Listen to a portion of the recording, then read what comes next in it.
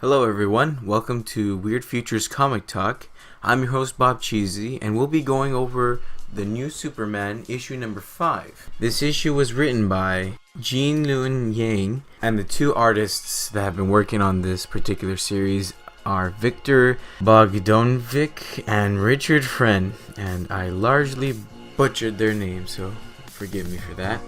I will break this video down by explaining the overall synopsis of the story and giving my feedback and review of how I felt this comic was. Now, if you guys remember from the all-new Superman issue number 4, it leaves off with Kong Keenan's father revealing himself to be the leader of the Freedom Fighters of China, which they made out to be the villains, which in this issue it actually delves into the backstory of Kong Keenan's father, how he became what he is.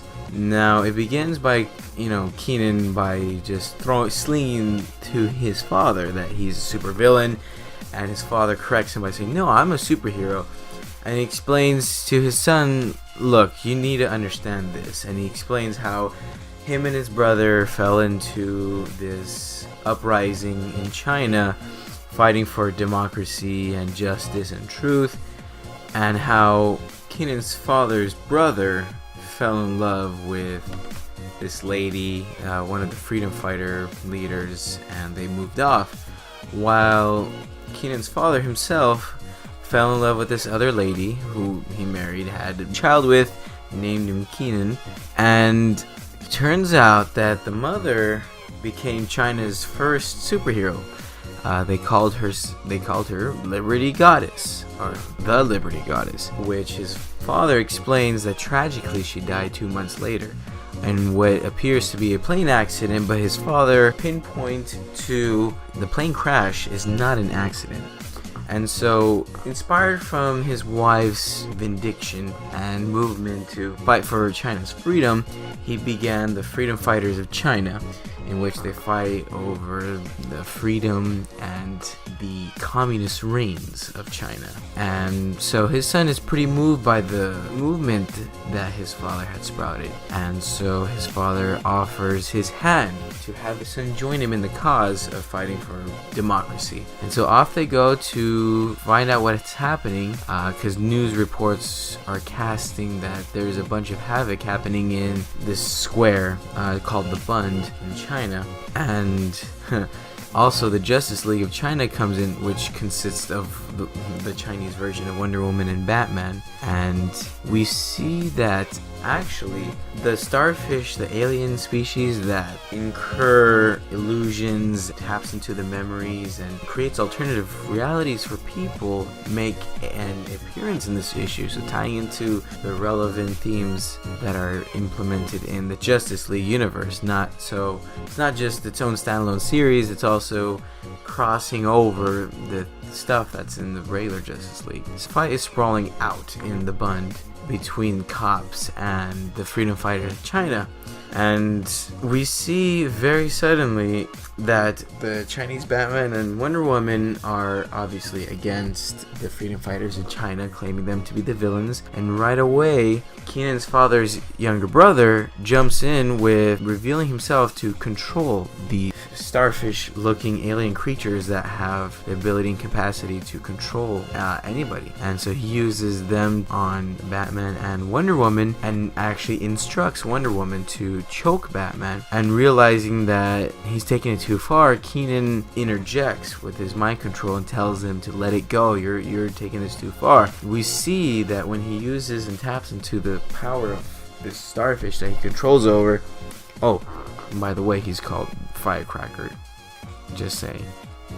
when he taps into them, you see like these blue veins. His skin turns gray. He's becoming very ill looking. All of a sudden, a confrontation breaks out between Keenan, the new Superman, and the freedom fighters of China. We see Keenan's father just idly standing by. You can see he's torn. This new Superman describes his father giving a look of disappointment that he's seen so many times before. Explaining the earlier issues, Keenan's father is not a very nice dude to him. He's very stern and cold. So after the confrontation breaks out, Keenan gets knocked out and he's drowning in water, where his father actually saves him, to our big surprise, you guys. We actually see this overall plot, some big plot hole, that there's an airplane full of mind-controlled people from the Starfish that Firecracker is using, which we know will be a villain, by the way. Introduced in this issue is that we know that this Superman, Keenan, is not powered through solar energy, as he's been blasted by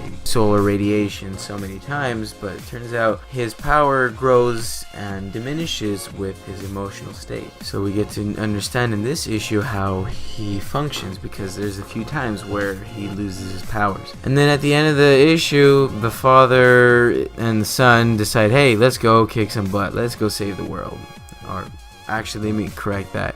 Let's go save China. So with this issue overall, it explains a lot. It's a very dense issue, I would say. It explains a whole new realm of superheroes. It's not just Keenan as the new Superman, but it gives an idea of what's happening in China with essentially the Chinese Justice League. We see a lot of sides to this story introduced from young new Justice League, the one that Keenan was originally part of, and then the veteran freedom fighters of China, where they go into battling each other over ideologies of what their definition of freedom happens to be.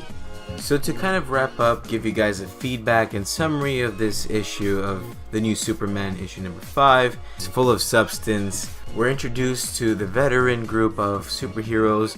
We get to see their interaction with the new young group of superheroes, and the middle ground players, which are Keenan and his father, and also the ensemble of the relationship of Keenan and his father. And then we also get to see the powers of Keenan and how they operate. So an overall chunky issue. It was a pretty good read, as there were some issues I had with the pacing and the way things were constructed together, but overall a entertaining read and a nice story building for a new group who has a familiar taste but a new spin. So that's it for this week's issue of the new Superman number 5. I would just like to say that it's a pretty good read. Go check it out. Not my favorite of the list, but it was pretty good. It gives a good solid foundation. With that being said, we at Weird Future implore you to go check out weekly uploads for the new issues that are being on a regular basis. And I hope you guys enjoy this format of explaining of how comics are. Let us know if there's something you want us to read, or if there's a different way for us to approach reviewing and covering the new issues that are being released. Until then, stay tuned for more Weird Future video comics discussion, and we